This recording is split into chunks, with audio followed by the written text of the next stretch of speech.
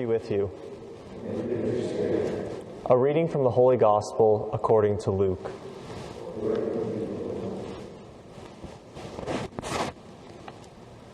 One day, as Jesus was teaching, Pharisees and teachers of the law, who had come from every village of Galilee and Judea and Jerusalem, were sitting there.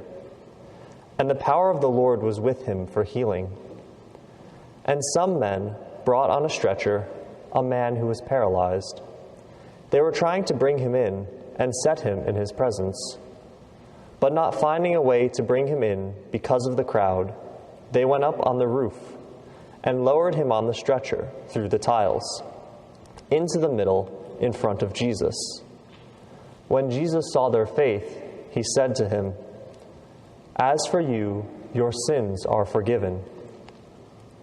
Then the scribes and the Pharisees began to ask themselves, "Who is this who speaks blasphemies? Who but God alone can forgive sins?" Jesus knew their thoughts and said to them in reply, "What are you thinking in your hearts? Which is easier to say, 'Your sins are forgiven,' or to say, 'Rise and walk'? But that you may know that the Son of Man has authority on earth to forgive sins," he said to the one who was paralyzed, "I say to you, rise, pick up your stretcher, and go home." He stood up immediately before them, picked up what he had been lying on, and went home, glorifying God. Then astonishment seized them all, and they glorified God. And struck with awe, they said, "We have seen incredible things today." The Gospel of the Lord.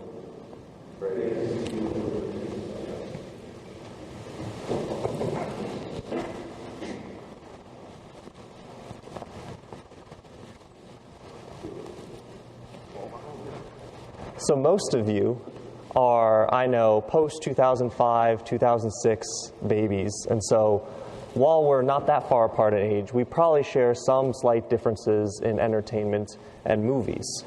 But as I was reflecting on that and reflecting on the gospel today in preparation for this homily, I was struck by the very last verse of the homily we just heard, where the crowd, so the unnamed group of people around Jesus witnessing this miracle, say to themselves, "We have seen incredible things today."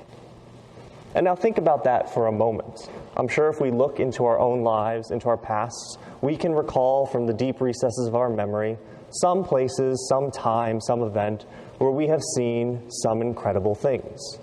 And in reflecting on my own memories, my own experience, and in particular thinking about the impact that visual media has on us, a movie came to mind. A movie that I saw when I was about your age in high school, a movie that sort of came out before my time, before I was born, and so is before your time as well, but perhaps you've seen it. But I was struck by a line in the movie The Gladiator.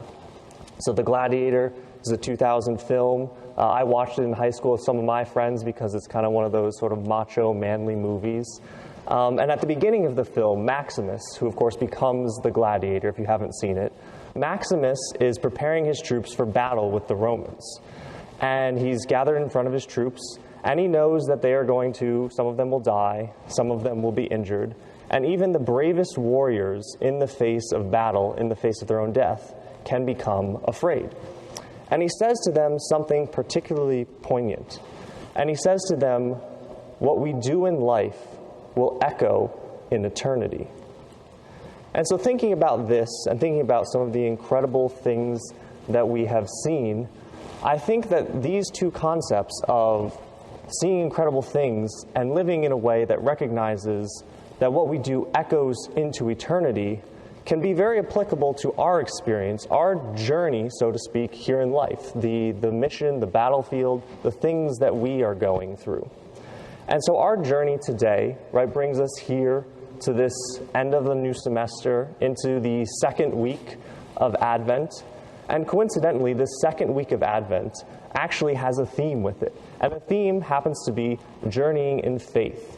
This second week of Advent, the second candle, is sometimes referred to as the Bethlehem candle, because it reminds us of the journey that that Mary and Joseph went on as they were journeying to Bethlehem, preparing for the coming of Christ. And in their journey, they had to travel almost 70 miles. And we don't think about that as something very big or difficult. But for them, journeying 70 miles was a long walk. And on that walk, they didn't have Buc-ee's, they didn't have Quick Trip, where they could go and resupply. They had to journey in faith through some very difficult lands, through some dry and probably barren desert, lands similar to what Isaiah described in the first reading today, lands where there's nothing growing and seemingly nothing good happening, just trial and turmoil. And I think Isaiah uses this imagery a lot and uses it today for us because it's very relatable. There are times in our life, in our journeys, where we can feel very dry, where we can feel like we're up against challenges that are almost insurmountable. And we look around and there's vast nothingness around us. And I'm sure Mary and Joseph may have felt that same way when they were traveling to Bethlehem, when they were going through this great and empty desert, these small towns with nothing there. But as Isaiah explains, God promises us in these trials that we go through, that Mary and Joseph went through, in these trials, God will take the dry and barren land, the parched desert, those difficulties, and bring great fruit from them. Rivers will burst forth. New streams will appear. Because of the grace that He wants to give us through our perseverance in these journeys of faith and through our hope as we continue and walk through these difficult times. And as an example of that, He gives us the man in today's gospel reading. So the paralyzed man who's brought in on a stretcher. And this man, we don't know too much about his backstory. Perhaps he walked at some point in time. Perhaps he was able to live a more normal life. But we know now that he is suffering in a very real way. He can't walk. And his friends are carrying him in. And they're carrying him in on faith, because they have faith that Jesus will be able to help this man. Clearly, they've heard something, they've maybe seen something, but they know that if they can get this man to Christ, He can help him. And as his friends are carrying him in, they face different obstacles. And so the first obstacle we sort of hear about is the crowd. There's this general obstacle that they're facing in this journey of faith. And likewise, we can also face obstacles in our journey of faith towards Christ. There are things that stand in our way. Different relationships that we may have that may not be good. Our own personal sins are sometimes an interpretation of the crowd, right? Those put up barriers between us and Christ that, if left unaddressed, can stand in the way of the goodness that He wants to give us. But as we see in the gospel story, the men carrying the paralyzed man continued in faith, right? They persevered through the struggles. They found a way around the crowd to overcome some of the troubles that they were being faced with. And in faith, they approach Jesus, and when Jesus sees them, He says to them, "Your sins are forgiven.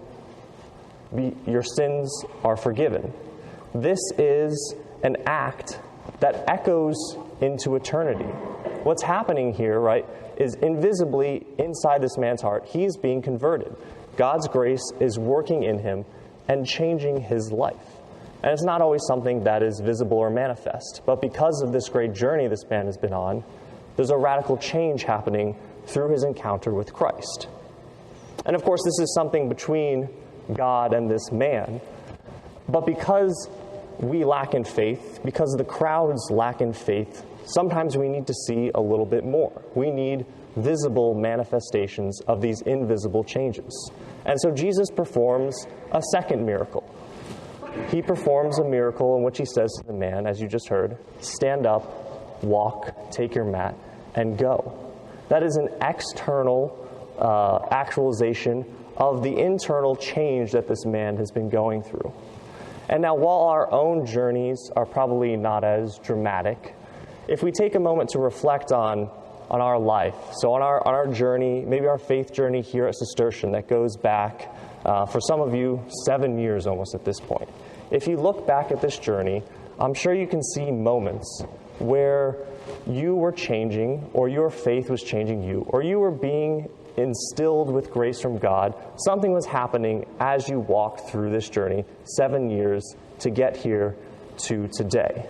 And all of those things may not be visible to those around us. Some of them might be.